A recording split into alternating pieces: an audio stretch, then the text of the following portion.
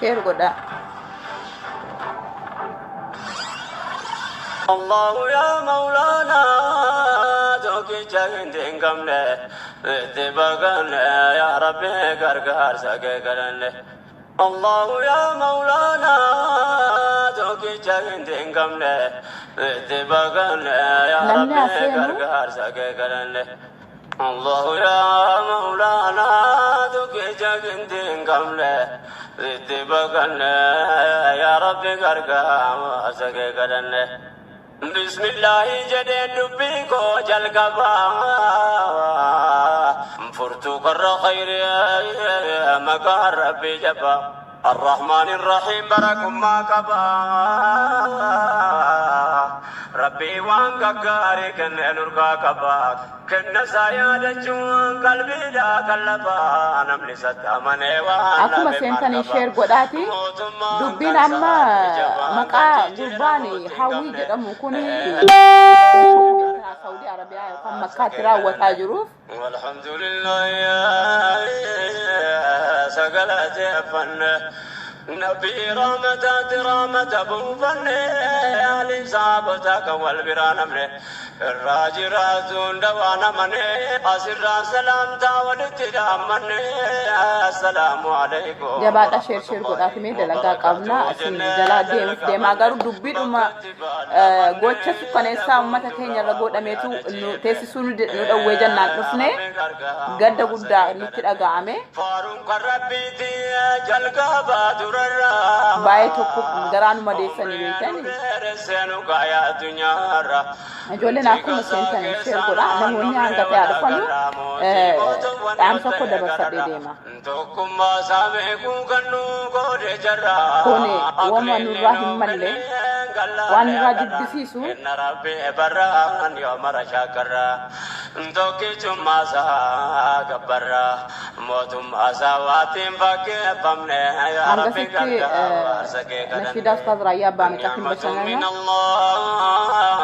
والله عن كيسا كل الدبي بيكاني ربي توكي جم سوارك جنبغينا وانصر الدنيا أبوتين كبينيا بيتجون أركنتو إني جبينيا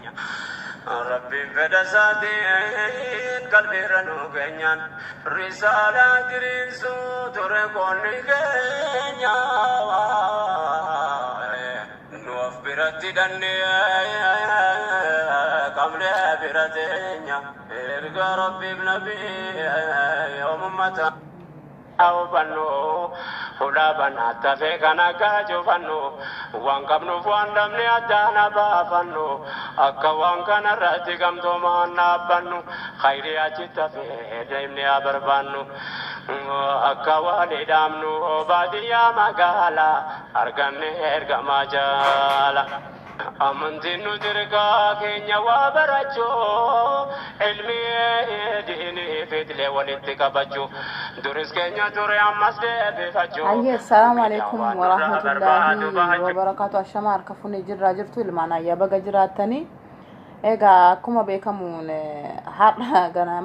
غنما اللي نجد يوم كناني في أونلاين الرسيني تاني هما أجايبا كنا والله أدو قدان جد أنا كقولتي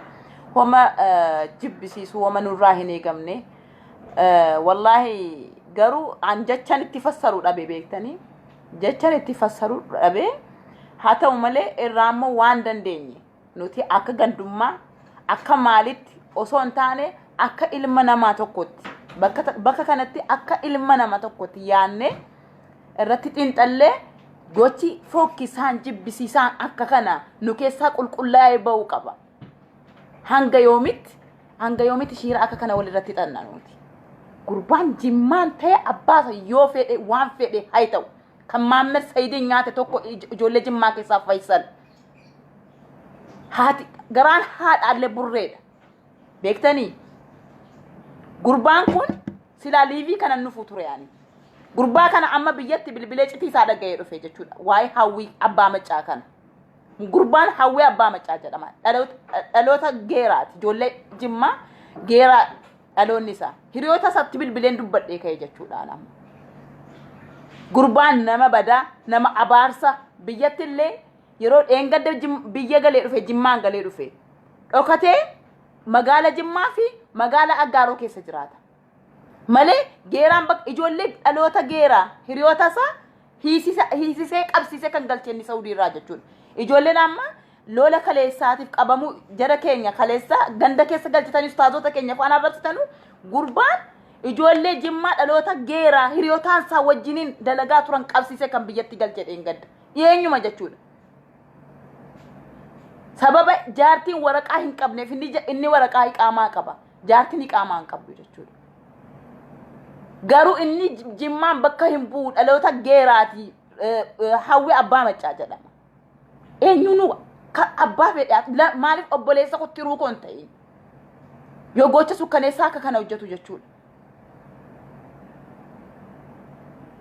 inni yeroo kana hojjetu gandummaa waan argee miti ijoollee ganda isaa wajjiniin guddatanii wajjiniin dhalatanillee qabsiisee galchaa ture eengadda konkolaataa bitee galee konkolaataatti iciti hunda gurradhee dhufe jechuudha waa'ee gurbaa sana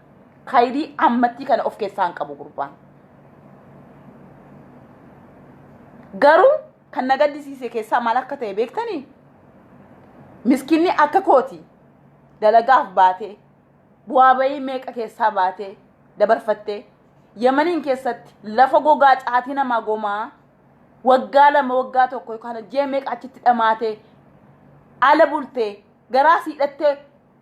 jiruu ofii jijjiirrachuudhaaf gara Saudii kana yookaan ijoolleen amma kaleessa qabaman keessa erga deemanii waggaa tokko kan hin gunne faantu keessa jira jechuudha kan deemanii reef siqaayii meeqa arganii keessa dabarfatanii deemanii achi ga'anii ijoolleen kun illee qabamanii galanii amma mana hidhaa jiru jechuudha ookee sunillee haafu gaafa ilmoon namaa rifqee ofii barbaaddachuudhaaf biyyaa baatutu du'as ta'ee rakkinas ta'ee gaddas ta'ee murteeffannee ofirratti mallatteessinee baane ummata kabajamoo ustaazota keenya jeneraal Kamaal Galchuu dhimma mataa isaatiif dhimma maatii isaatiif miti kan waggaa meeqa garaa isaa hidhatee bosona keessatti kan rakkataa ba'e siif anaaf jecha bu'aa bayin jarri rakkina gadadoo meeqa keessa dabarfataniif aniif ati amma mataa keenya ol qabannee lammii keenya of faarsinee maqaa kee isaayyuu manni hajii dhabar isa jeneraalummaa isa kan namni itti kenne dhiisiti hajii kabajaa rabbiin biratti qabu akkamitti ati kophee shorxaatiin tumsiifta ani waa'ee siyaasaa waa'ee maali dhiisi hajii dabarsa ati kanani kabajaa akka nama reefu dhalatee qulqulluu namaati akkamitti shorxaan kopheedhaan lafarra gangalchiti ani yeroo immanni asirratti akka kana gammaddanii lafa dhiittanu kuni gochi kun osoo narra ga'ee faan jedhiiti ofirratti fudhadhu Arsii Jimma Wallagga ijoollee kaawwa maali nuun laallatu haqa rabbii irratti hundoofnee dubbanna obboleessi koo yookaan abbaa keessoo ta'e obboleessi keessoo ta'e sa'atii kana hundi keetiyyuu islaamana cufattee imimmaan kee jechuudha wanti si dhaabuyyuu hin jiru boo'ichaaf iyya keessa garuu yeroo sa'atiin kun ijoolleen qabaman achi keessaa Jimmaan jira Wallagga jira Arsii jira ijoolleen Shawaa jirti ijoolleen Walloo jirti ijoolleen Harargee jirti ijoollee kutaa 11 keessumoota kana kan simachuu bakka sanatti argame ijoolleen keenya illee kan qabamte warri qaamaa qabanullee kan qabamanii bakka sanatti argamanii jiru jechuudha. Maaltu si gammachiisa ree? Kufiitiin namaa kan keenya yeroo sabni kee dhiigni kee foon kee waan ati qaba jettee ijji kee yeroo ijji kee mirgaa kana xinnaatee bakka tokkotti argamu maaltu si gammachiisa? Kanatu na gammachiisa jedhee naaf deebisime. Ani hamlee konna cabe gaafa jarri dheengadda akka kanatti kabajaan simatanu wallahi gammachuun gammade keessaa imimmaan koo qabachuu dadhabe. Yeroo zuuriin boodan arge hojiirran tureen argine. Yeroon akka dheengadda gammadees boo'ellee hadha imimmaan koo qabachuu dadhabe. Ati waa'ee biraa keessa hin seenini. Nama dheengadda mana rabbii kaabaa xawwafee ba'e. Yeroo kaleessa akka kana shortaan akkas gootee ustaazota kee hadhamee islaamummaan maal kan jedhu tokko hadha liivii waraabanii turanii jechuudha. Ustaazni keenya tokko akka isaan bu'an ilaale. Rabbiin saatii kana imimmaan nama tokko illee rabbiin akka qaldiitti lafa gata sitti hin fakkaatiin. Hawwii jechuun jimmaan bakka hin bu'u. An jimmatti hin dhaladhe nama jimmaa yoon ta'e badii hojjedheef khayrii hojjedheef nama jimmaa bakka hin bu'u. Mataa koo fi nama sana na guddisee sana bakka bu'ee maqaa dhoofsisee arrabsiisa malee. Ijoolleen dhugaadha. Akkanatti dhagaame kana ijoolleen gandummaa isinitti fakkaate isinitti dhagaamuu danda'a. Garuu obsaa gurbaa kana wallahi suuraa isaas ijoolleetti ergee ijoolleen beekna hiriyaa keenya wajjin hin guddanne dheengadda dhufee deeme waan hundaama miidiyaa irratti dubbatamu kana natti manii ka'ani. Inshaallah. Nu giidoodhaanis miti. Humnaanis miti. Nama akka kana yakka hojjete obboleessa ofii irratti hira akka kana xaxu yoo dandeenye gorsinee jaarsallee maatii isaatti ergine hin yaadattu yoo ta'e torbaan duratti mujaatti duratti gurbaan tokko ijoollee geembeeti ijoollee jimmaan keessa aanaa gomma. Ijoollee Dubaayin fide akka kana mana itti cufee ijoollee rakkisaa ture ijoollee dhufanii keessaa natti manii jennaan lakkoofsa maatii fudhanne maatiitti bilbillee obboleessa finne jaarsummaatti waamne ijoolleen keenya akka rakkinaaf beelaaf dheebuu sana keessaa baatu goone jechuudha. Ammas taanaan gurbaan kun maatiitti nuuf himame nu waa tokko hin goonaa hin ajjefna quwwaas hin qabnu. Nama akka kana taa'ee akka boofaa deemee keessaa nama hedduu kana nu giidoo hin qabnu. Yoo amma ani ijoollee daddabarsee ka'e ijoollee hiriyoota isaatti ijoolleen biraa qabamtee illee dheengadda galte ijoolleen inni qabsiise ijoolleen ganda jirtu amma dubbisee ka'e jechuudha.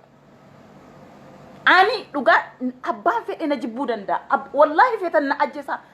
Dhugaa haqa irratti hundaa'ee ma obboleessa koo ma tiruu kan koo harmee na deesse maa hin ta'in. Haqni haqa jimmaan keessa ijoolleen beektan ni beektu. Ijoolleen keenya wallahi qulqulluu. Nama shiira akka kana xaxuuf keessaan qabdu ijoollee akka kana shiira xaxuuf keessatti sinniifnu ijoolleen keenya amma ijoolleen jimmaa qabsoon keessan amma ijoolleen achi keessaa dubbisee maal naan jedhani jimmaa Saudi keessaa yookaan waa'ee isaa gadi baanee saaxillee dubbanne nu qabsiisaa naan jedhani akka nama akkamii wajjin hin jiraanna ree maaliif ati namaa miti nama keessatti hin dhalanne ati banii adam miti hangafoota kee warra jeneraalota warra ustaazota warra abbootii amantaa akkamitti qabsiiftaati. Ati gaafa awwala deemtu umraa deemte waa hunda sitti hima nama na beekuu hin jiru jette gaayaa yeroo biyya deemu maatiitti mul'atu beektanii namatti mul'atu ummatatu abaaraa gurbaa namni ni madeesse suudiidhaan galchine hin jiru garaa isaa madeessee jechuudha. Maal nuti kan keenya akkamitti nama kabajaa qabu nama guddaa akka kana akkamitti shortaan miilaan irra deemti xiqqaayin hin tuffanne kabajaaf bakka sana waamame